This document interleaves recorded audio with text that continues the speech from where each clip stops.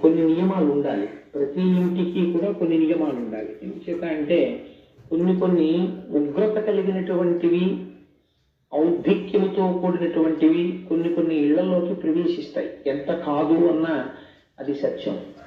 కాబట్టి లేకపోతే ఉత్తిష్టంతో భూత పిశాచాహ అని ఎందుకంటాము పూజలు. కాబట్టి ప్రతి ఇంటిలోనూ కూడా ప్రతిరోజు ఒక మంచి అలవాటు ఉండాలి. ఏమిటా అలవాటు అంటే ఏదో ఒక భగవన్మూర్తి ఉండాలి ప్రతి గదిలో. ప్రతి గదిలోనూ ఒక భగవన్మూర్తి లేదనుకోండి, ఆ గదికి ఒక పవిత్రత ఉండదు. ఒక సాంబ్రాణి కడ్డీని పట్టుకుని వెలిగించి ఒక్కసారి గదిలో ఉన్నటువంటి అన్ని మూర్తులకి చూపించి ఇంట్లో సాంబ్రాణి వెలిగిందనుకోండి ప్రతిరోజు, అది ఇంటి లోపల ఉండేటటువంటి అపవిత్రమైన వాతావరణమును విరవగలిగినటువంటి శక్తిని పొంది ఉంటుంది. సాంబ్రాణికి ఉన్న శక్తిని. అందుచేతనే ఇంట్లో సాంబ్రాణి ప్రతిరోజు వేసినట్లయితే, ఒక ధూప్ స్టిక్ వెలిగించగలిగితే ఆ ఇంట్లో ఉండే వాతావరణం పవిత్రంగా ఉంటుంది.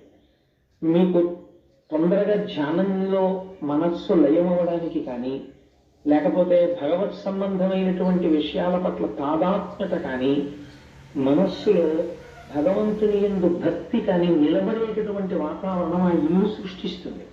మీరు ఏ ఇంట్లో ఉంటున్నారో ఆ ఇంట్లో అటువంటి వాతావరణాన్ని మీరు సృష్టించుకోలేకపోయారనుకోండి, భగవంతుడి మీద మనస్సు నిలబెట్టడం కష్టం అవుతుంది.